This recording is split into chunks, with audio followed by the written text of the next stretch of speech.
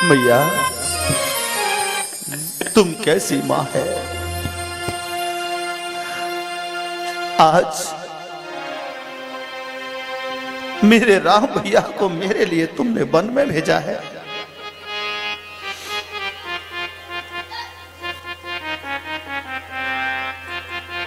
मां, आज तुम्हारी जगह पर कोई और होता, मैं क्या करता ये मैं स्वयं नहीं जानता। लेकिन मुझे आज अपने ऊपर बहुत शर्म आ रही है कि मैं तुम्हारा बेटा हूं। लेकिन मैं आज मां आपको श्राप देता हूं। भारतवर्ष में आज तक जिन माताओं ने अपनी बेटी का नाम केकई रखा, लेकिन आज के बाद कोई भी माता अपनी बेटी का नाम केकई नहीं रखेगी। ये मेरा श्राप है। तब से आज तक किसी भी माता ने अपनी बेटी का नाम केकई नहीं रखा।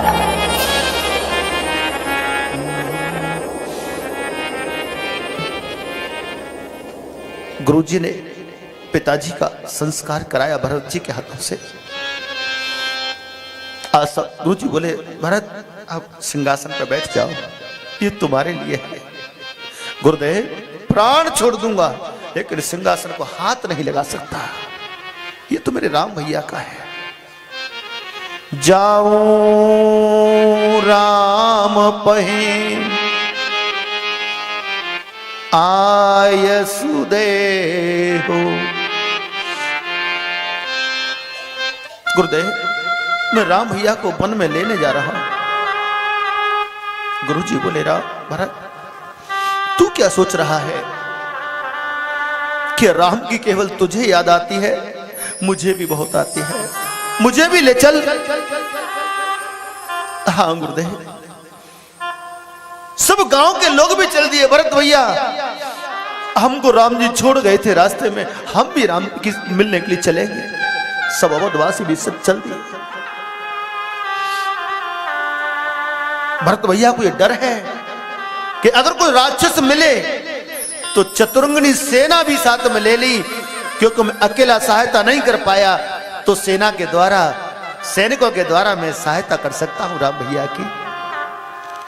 आज सब लोग जा रहे हैं। प्रथम रात्रि तमसा नदी के किनारे पे जहां राम जी सोए थे, भरत भैया, अवध के लोग कहते हैं एक रात भगवान यहां सोए। यहां कहां? यहां धरती पे सोए।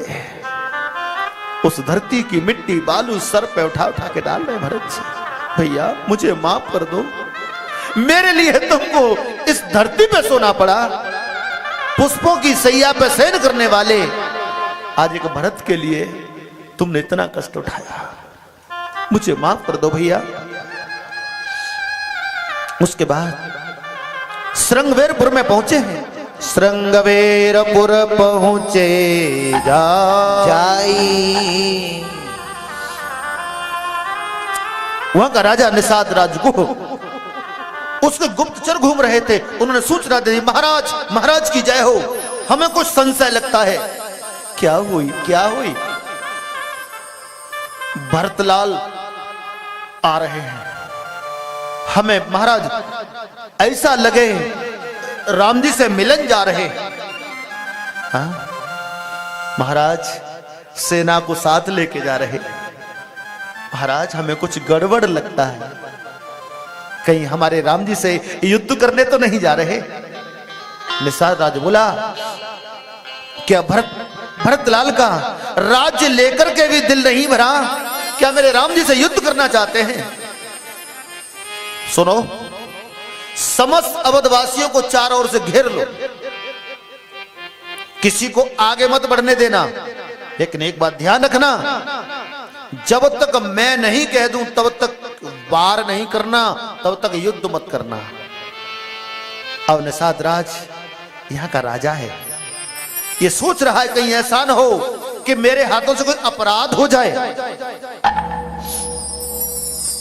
अगर भरत राम का शत्रु है तो जिंदा नहीं जाएगा। अगर हो सकता है हमने वार कर दिया, युद्ध कर दिया, और भरत अगर राम का भक्त निकला तो हमसे पाप हो जाएगा। अब कैसे पता चले कि भरत के अंदर भाव क्या है? जानते हो, जो निषाद राज की समझ में कुछ नहीं आया तो गांव में भगा भगा गया। एक बड़े बूढ़े बाबा बैठे, बाबा के पैर पकड़ लिए। बाबा, आज एक धर्म संकट आ गया है मेरे पास। मैं राजा जरूर हूं, लेकिन मैं एक बात का फैसला नहीं कर पा रहा। क्या? अयोध्या से भरत लाल आए हैं, चतुरंगनी सेना साथ में लेकर के आए हैं। हमारे सैनिकों ने चारों ओर से घेर लिया है। राम जी के पास जा रहे हैं, कहीं युद्ध करने तो नहीं जा रहे। हो सकता है राम के भक्त बन के जा रहे हो। मैं कैसे पता लगाऊं कि भरत के अंदर का भाव क्या है? तब बाबा ने कहा, शांत हो जा, तुझे एक बहुत अच्छा उपाय बताता हूं। इंसान के अंदर की भावना जानने का एक उपाय होता है। बाबा, क्या करूं? सुन, 2 थाल लेना। थाल जानते हो? एक थाल में कुछ फल, कंद, मूल आदि रख लेना, और एक थाल में मांस, मछलियां आदि रख लेना, और भरत के सामने ले जाना। भैया, कुछ ग्रहण कर लो, कुछ खा लो। तो जीव जिस समय जैसी भावना रखता है, उस समय वैसा ही आहार पसंद करता है। एक बात बताओ, कोई व्यक्ति मंदिर जा रहा हो तो प्रसाद खा के तो जा सकता है, लेकिन मांस मछलियां खा के मंदिर नहीं जा सकता। शराब पी करके मंदिर नहीं जा सकता। अगर कोई किसी से लड़ने जा रहा हो तो शराब पी के जा सकता है, वो प्रसाद लेके मंदिर में से लड़ने नहीं जाएगा। जानते हो, अगर कोई किससे लड़ने जा रहा हो तो मंदिर में से प्रसाद नहीं लेगा, मदरालय से शराब की बोतल लेगा। समझ में आ रही है बात? जीव का जैसा स्वभाव होता है वैसा ही आहार पसंद करता है। दोनों थाल ले जाओ, जिस थाली में हाथ डाले तो समझ लो भरत का वही भाव है। धन्यवाद बाबा। एक थाल में कुछ फल रखे, एक थाल में मांस मछलियां। भरत जी के सामने खड़ा हो गया। भरत लाल की जय हो। मैं श्री राम का भक्त निषाद हूं। एक रात भगवान यहां भी सोए थे, हमारे यहां। जब भरत का चेहरा देखा निषाद ने, तो भरत लाल की रो रो के आंखें सूज गई हैं। निषाद राज समझ गया, जिस इंसान का रोते रोते हाल हो गया हो, ये राम का बैरी नहीं हो सकता। लेकिन फिर भी बाबा ने बोला है, एक बार कोशिश तो करूं। भैया, कुछ खा लो, मैं मिलाऊंगा राम जी से आपको। क्या भैया, तुमने बोला तुम राम के भक्त हो, इसलिए तुम्हारा मैं सम्मान कर देता हूं, लेकिन कुछ भी खाने की मुझे इच्छा नहीं है जब तक मैं राम भैया से ना मिल लूं। लेकिन मैंने इसमें से अगर कुछ नहीं खाया तो मेरे राम भैया का अपमान होगा, क्योंकि तुम राम भक्त हो।